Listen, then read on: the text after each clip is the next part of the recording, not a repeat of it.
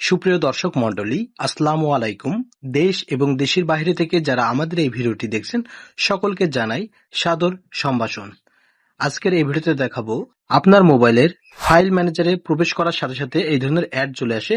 এই অ্যাড কিভাবে আপনি বন্ধ করবেন সেটাই দেখাবো আজকের এই ভিডিওতে। চলুন বেশি কথা না বাড়িয়ে মূল ভিডিও শুরু করা যাক। আপনি যদি আমাদের এই চ্যানেলে নতুন দর্শক হয়ে থাকেন তাহলে প্লিজ চ্যানেলটি সাবস্ক্রাইব করে রাখবেন এবং আপনার মূল্যবান মতামত কমেন্ট অপশনে জানিয়ে যাবেন। এবং এই ভিডিওটি যদি ফেসবুক পেজ থেকে দেখে থাকেন তাহলে অবশ্যই আমাদের পেজটিকে ফলো দিয়ে রাখবেন এই ধরনের ইন্টারেস্টিং ভিডিও পাওয়ার জন্য। সকলকে ওয়েলকাম ব্যাক। এই কাজটি করার জন্য এট ফার্স্ট ফাইল ম্যানেজার ভিতরে প্রবেশ করবেন। ফাইল ম্যানেজারে প্রবেশ করার পরে আপনি দেখবেন যে আপনার এখানে অ্যাড চলে এসেছে।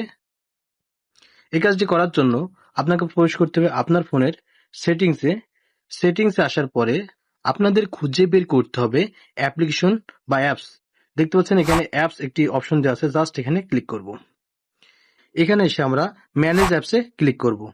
ম্যানেজ অ্যাপসে এসে ক্লিক করে দেওয়ার পরে এই ধরনের ইন্টারফেস ওপেন হয়ে যাবে। এরপর আমরা স্ক্রল ডাউন করব অথবা আমরা উপরে সার্চ বারে ক্লিক করে টাইপ করব ফাইল ম্যানেজার। ওকে, আমরা ফাইল ম্যানেজার পেয়ে গেছি। এখন ফাইল ম্যানেজারটি ওপেন করব। ওপেন করার পরে এই ধরনের ইন্টারফেস ওপেন হয়ে যাবে। এরপর আপনাদের যেটা করতে হবে ডাটা ইউজড, জাস্ট এখানে ক্লিক করবেন। এখানে ক্লিক করে দেওয়ার পরে এই ধরনের ইন্টারফেস ওপেন হয়ে গেছে। এখন আপনারা যেটা করবেন সিম 1 সিম 2 জাস্ট এটা আপনারা অফ করে দিবেন এবং নিচে দেখতে পারবেন ব্যাকগ্রাউন্ড ডাটা আছে, জাস্ট এটাও অফ করে দিবেন। ওকে, এই ডাটা কানেকশনটি অফ করে দেওয়ার সাথে সাথে ফাইল ম্যানেজারের সাথে ইন্টারনেট কানেকশন বিচ্ছিন্ন হয়ে যাবে। অর্থাৎ আপনার মোবাইলের ডাটা আর ফাইল ম্যানেজার এই অ্যাপ্লিকেশনটি পাবে না। এই অ্যাপ্লিকেশনটি যদি ইন্টারনেট না পায় তাহলে আর অ্যাডগুলো শো করবে না।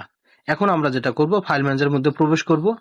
ফাইল ম্যানেজারের মধ্যে প্রবেশ করার সাথে সাথে দেখতে পাচ্ছি আমরা কোনো ধরনের অ্যাড আসেনি। এভাবে করে মূলত ফাইল ম্যানেজার অ্যাড আসা বন্ধ করতে হয়। এই ছিল মূলত আজকের এই ভিডিওতে দেখানোর। দেখা হবে পরবর্তী নতুন কোনো ভিডিওতে। আর নেক্সট টাইম কি ধরনের ভিডিও পেতে চান সেটা কমেন্ট করে জানাবেন। ধন্যবাদ।